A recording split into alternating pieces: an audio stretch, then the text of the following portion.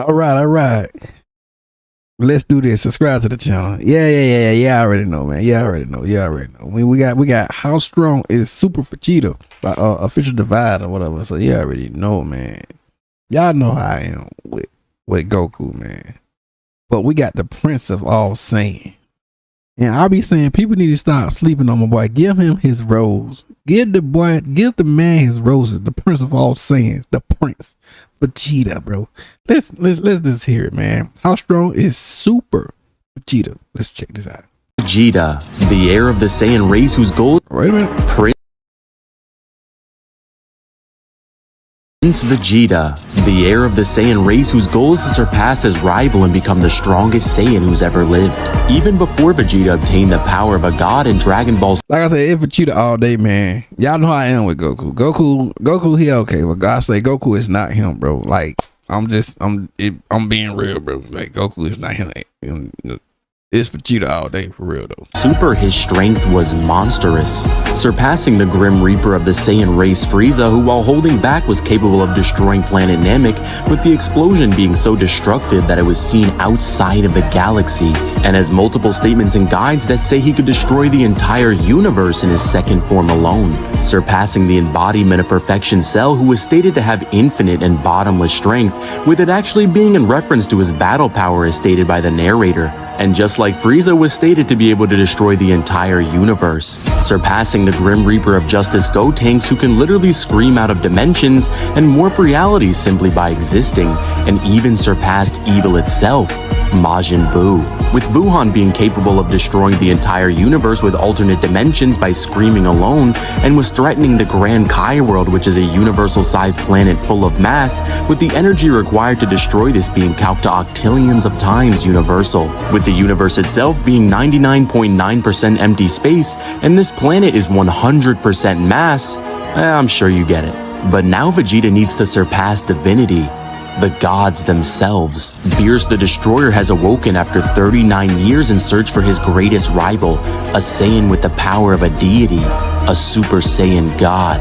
Kakarot is the strongest fighter on Earth, and Beerus and Kakarot are face to face to see if the Saiyan equal to heaven, Super Saiyan 3, can defeat the destroyer of the universe. Kakarot is defeated in only 2 blows, stating that not even Vegeta would be able to win, with Beerus traveling to Earth and is now face to face with royalty. But that's when Beerus does the unthinkable.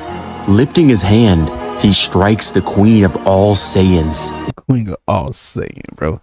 You just made Vegeta went full rage on that. Well, he said, nobody hit my Bulma, which in his kingdom is punishable by death. Vegeta erupts with energy, with his Super Saiyan 2 form being able to surpass Kakarot as a Super Saiyan 3, and proceeds to beat the life out of Beerus, showing even a god of destruction why he's the king of all Saiyans. However, what's a king? King, the prince, all of it, bro. Give my man his roses. To a god. Beerus is unfazed and is able to defeat Vegeta. That's when he learns the only way to win is to become divine. The Z Fighters call forth Shenron, and he tells them that the original Super Saiyan God performed a ritual to obtain his power. 5 pure-hearted Saiyans must infuse their light into a 6th. All of the Saiyans put their power into the hope of the universe, and Kakarot awakens Super Saiyan God once again.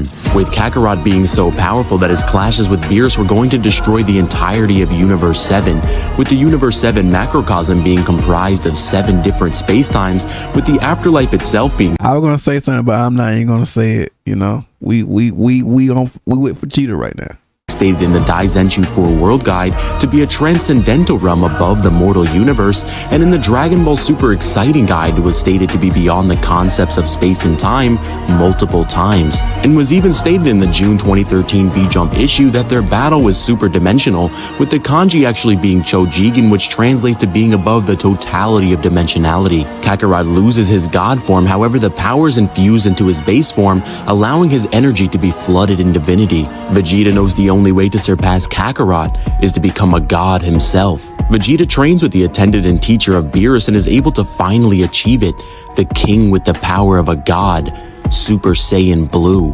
Vegeta learns that his father's killer has been resurrected, and now it's his turn to experience fear, as Vegeta shows Frieza a power not seen for thousands of years, with Frieza never expecting this.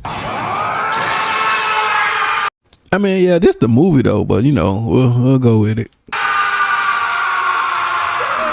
Super Saiyan Blue Vegeta is able to completely body the Emperor of the Universe, and he better not dream of resurrecting again. Later, Vegeta learns of other existing universes and now is in a fight with the twin universe of the 7th, the 6th universe, and fights against the Universe 6 assassin Hit. With Hit having an interesting abilities, he's able to time skip and jump 0.2 of a second into the future, literally arriving before he left, and Hit is only defeated when Kakarot uses a technique that Vegeta is all too familiar with this technique being able to boost all of his stats by double, triple. No, it's time! Vegeta has been surpassed yet again, but it's not over, as Vegeta is now in his son Trunks' future timeline and is face to face with Black, who is the Supreme Kai of the 10th universe whose goal is to wipe out all mortals from existence. Vegeta has gotten so powerful that he's able to pummel Black and tells him that Kakarot is the only one who can use the full abilities of that body, with Black asking why there's such a widening gap in their power, with Vegeta's response, "That's simple. You're an interloper, a Saiyan imposter, and I'm the real thing." The almighty Prince Vegeta! The prince's strength Let him cook. Let the prince cook, man. keeps growing higher and higher, and now he's in the Universe Survival Tournament, the Tournament of Power. And now it's time to prove his strength to the strong. Universe 11 all day, bro. I rock with Universe 11 all day, man. I'm letting y'all know it's all about Universe 11. Forget Universe 7. Strongest fighters in the multiverse.